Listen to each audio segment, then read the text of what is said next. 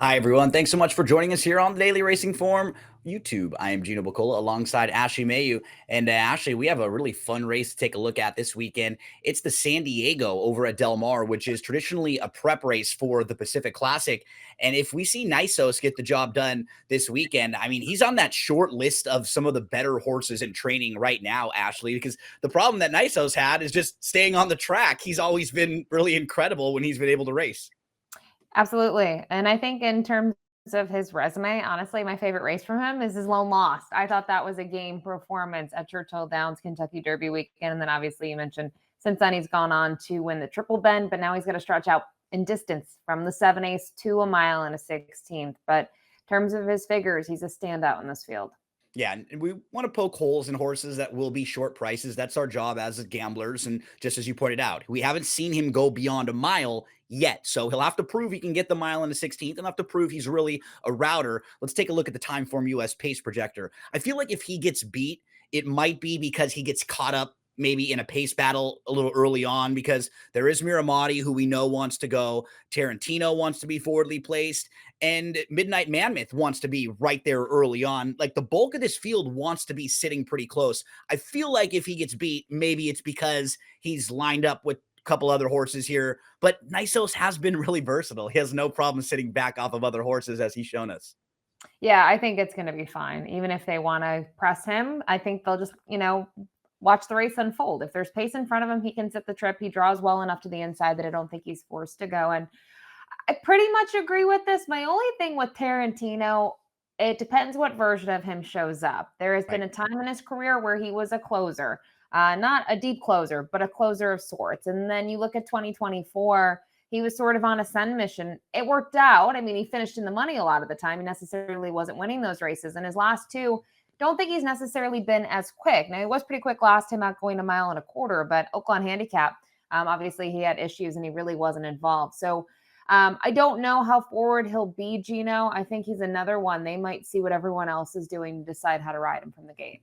We all have those horses. Ashley, one of those horses for me is Hall of Fame. He's like the one I can't quit. I just feel like there's a big win in there somewhere from him, and he's going to ship out west now. We'll see how he fares against this field. Let's meet the group for the San Diego. This is the prep for the Pacific Classic, Grade 2. This is going to be race 8 on Saturday, 300,000 up for grabs. Ashley, here's Midnight Mammoth. And I was really impressed with his effort in the Gold Cup, because it wasn't just a race where he went right to the lead and was cruising. He actually sat off a little bit. He moved to the front. He battled with a very nice horse named Skippy Longstocking. And now he's put his career best races back to back together.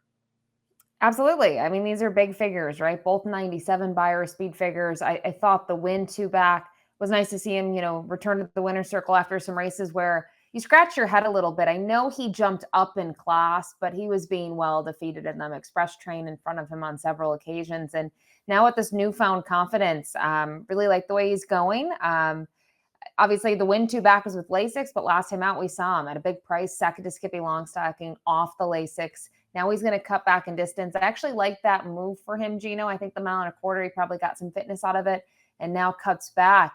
Tough for me to use maybe on the top spot, but a horse that I think you can look at underneath.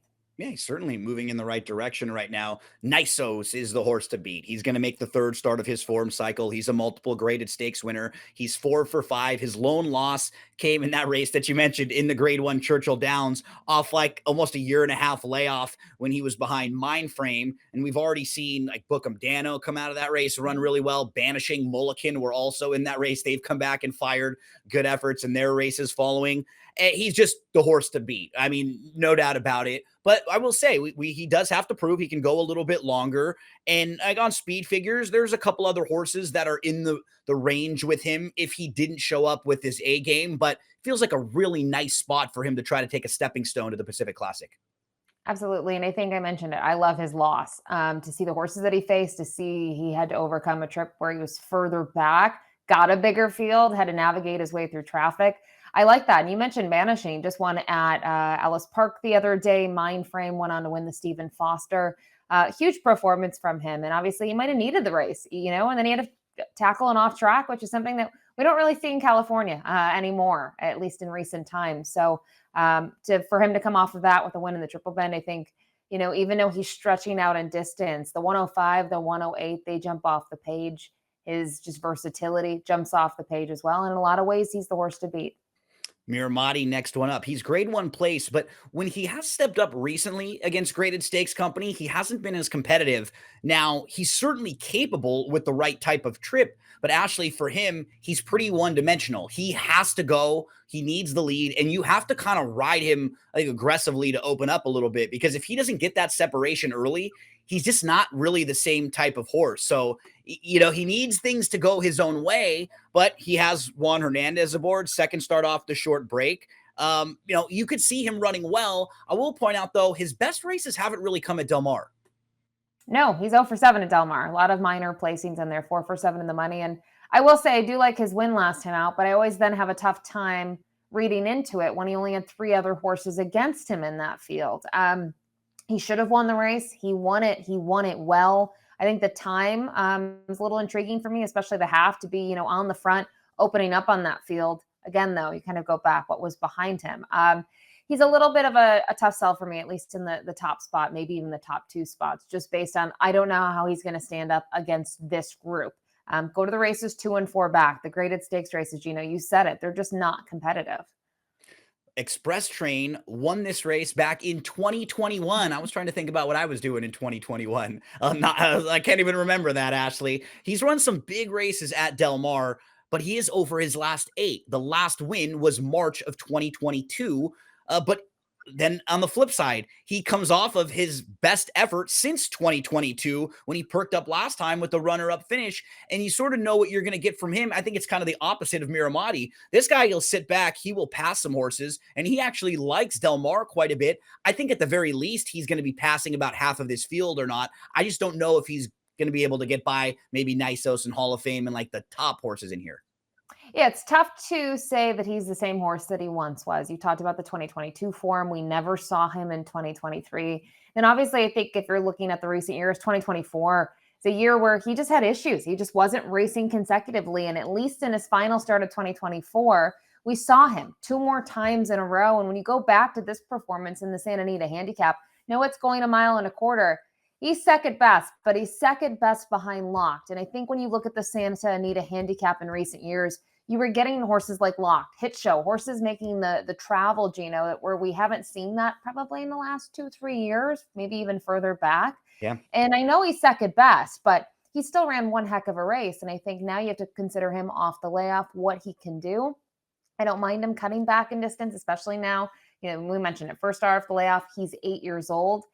Very tough sell on the top spot, but I think a must use underneath. Completely agree. We move to Hall of Fame. Thought it was really interesting seeing him show up here. He's going to move into the Michael McCarthy barn for the first time. He's a horse who has been in the classic division this year.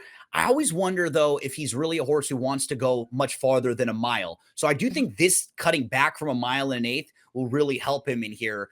He's a little quirky too, Ashley, because he's got a lot of ability, but he seems like a horse who wants to be just sitting really close and then has a little finish to him. I don't know how far back he wants to be, and I don't really know if he wants to be on the lead.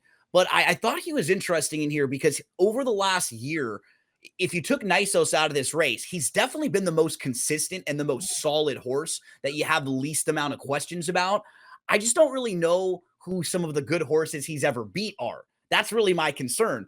I'll look at the race he comes out of last time and say it was a pretty solid race. Antiquarian was second, came back and ran a 104 buyer when finishing second in the Suburban next time out. Banishing, who we had talked about, was also in that race. Post time came out of that race to finish to win a small stakes race, and that horse was second in the Breeders' Cup. So I go back and forth. I think he may offer just a little bit more value than Nysos, and I think that they're kind of giving this a spot because if he doesn't run that well here, maybe they can turn him back a little bit. He's already in Del Mar, and he can be like a Breeders' Cup horse that we see run in the dirt mile. So, Ashley, what do you think about Hall of Fame in this spot? He is sneaky, especially if he offers value in here. You just don't know how he's going to handle the ship. Really respect Michael McCarthy and the work that he does. And I think it's an interesting move to see him go west. I kind of like it for him, right? Just it's something different, right? Yeah. You talk about who he's beat. He hasn't won the races, but he has finished in front of Sierra Leone and Locked at different points in his career. Yeah. With that in mind, I agree with your kind of assessment of him. He just seems like he likes to be forward, and if he's good enough against whoever he's facing, he can go by them in deep stretch. He's just not always doing that. So I think it really comes down to price on Hall of Fame. I can make a case for him. He's obviously been in tough spots on the East Coast, but he's still going to need to step up, and maybe just coming to California does that for him. Tarantino was a horse who was good earlier on in his career. Then he sort of dropped down into the claiming ranks for a while. And then more recently, he's moved back up, and we've seen him multiple graded stakes placed. But he does enter this race, Ashley, off of two kind of lackluster efforts. His best races come when he's in the mix early. Yeah, they do. And, they tried to put him in the mix last time out. And I really don't know how to read his performance, because it's not like Skippy Longstocking in Midnight Mammoth. Your top two got drastically different trips, right? It's not like the No. speed, completely fell apart. Paxawallop was part of the pace, but backed out of it. So I really don't, can't really make an excuse for him last out. I just don't think he was good enough. So it's concerning he has to face Midnight Mammoth again. But Oaklawn, I don't know. He just never got a trip. If you watch the whole race, he lost ground. So I'm more willing to forgive the Oaklawn handicap than the Gold Cup, but then I would still have reservations. I didn't know what to do with Judge Miller in here, Ashley. He's a tricky read for me because he's multiple graded stakes placed. We know he has a high ceiling. He's had a 105 Beyer speed figure. And before the Hanshin, every race he'd run had been a 92 or above. So he had a really high floor. Then in the Hanshin, he gets bumped around at the start. He's back to last on the inside. There's a little bit of inside traffic, but he just really didn't fire at all. He ships out here to Del Mar, where we've seen him perform well in his debut. He was a runner-up. What do you do with him in this spot? It's tough. I mean, again, he's a horse that if you look at his best races going 2 turns at Santa Anita, there's a case to be made. But then you look at a 6.5 and you think to yourself, okay, he's going to be fine at Churchill. It's a 1-turn mile, right? But we know he can go long. It's not the distance issue. And then he just really never got going. Again, maybe he had some excuses in there. I think you have to demand value on him. I think the one good thing for him is he doesn't necessarily need the lead. He wants to be forward. He does get the benefit here of the outside draw. So now he's finally going to go 2 turns for the first time since over a year ago. There are a couple of things you could like, but you have to demand value on him. And as we move to selections here, Ashley, Nysos has an opportunity to get the win here to prove that he can route, go a little bit longer. He'll make himself the favorite for the Pacific Classic, and he puts himself as one of the top horses coming, pointing to the Breeders' Cup Classic. So I think it's a big weekend for him, kind of proving himself along the way as a major contender in the division. Yeah, nice segue. I talk about demanding value on horses like Judge Miller, and I probably go with the most favorite here in Nysos. It's just tough, right? I mentioned I really like his loss. I think you look at him after that in the Triple Bend, he gets the win, his numbers, he's tactical. I'd have more concerns if he was a horse that needed the lead in those sprint races, Gino, and then you could see the margin was shortening. I don't think this distance is going to be an issue for him. So I use him on top, but we have similar thoughts here in terms of the top three. We just shuffle around the order. 2, 4, 5, 1 for Ashley, 5, 2, 4, 3 for me. I'll take a little bit of swing with the horse that I've become a personal favorite of mine over the last year or so, Hall of Fame, who I think has a big one in there. Maybe if him and Nysos lock up at the top of the lane, he has a little more finishing power on the cutback. Best of luck to all of you on Saturday in the San Diego.